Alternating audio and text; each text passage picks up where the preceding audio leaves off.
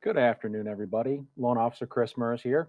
I was recently submitted some questions over social media that I wanted to answer real quick.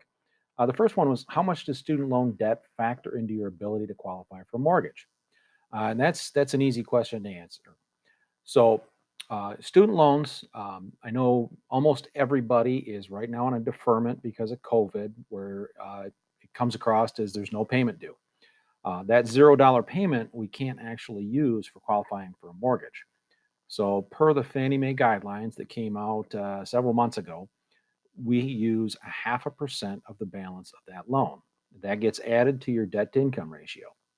So, if you have a lot of really significant loans, it can add up and affect your debt to income ratio. But the half percent is a lot better than what we used to have to use, which was 1% of that loan balance, which knocked a lot of people out of qualifying. So don't let student loan debt deter you from applying. It's still very possible, and I do loans for clients all the time that have student loan debt, and we can make it work for you. The second question that I had is, what is the credit score range for what percentages? And I believe they're talking about the percentage rate on your loan. That's not as easy to answer.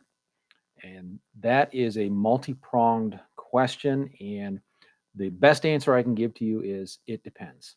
And some of the factors that it depends on is your debt to income ratio, your loan to value ratio, and even the type of loan program that you're in. Um, so to say if you have a 640, you can get a 3.5% rate, I can't do that.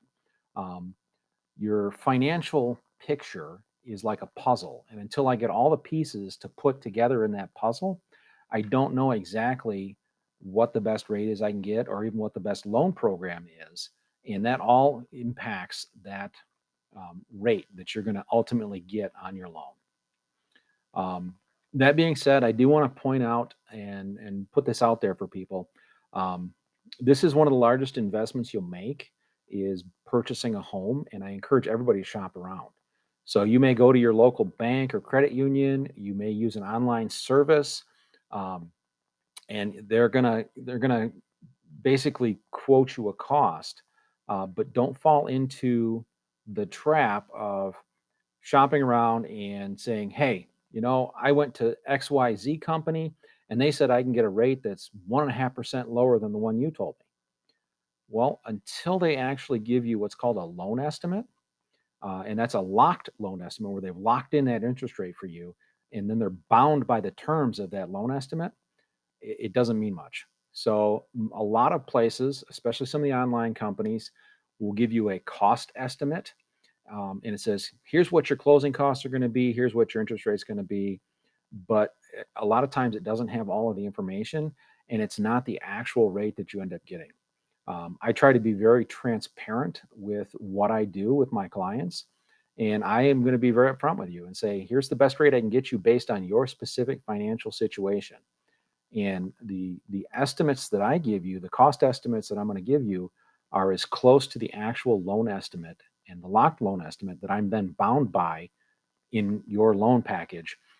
They're going to be as close as I can possibly get them with the information that I have when I do it.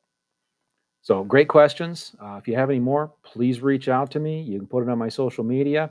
Um, Call me directly, however you want to do it. But I'd love to answer some more for you.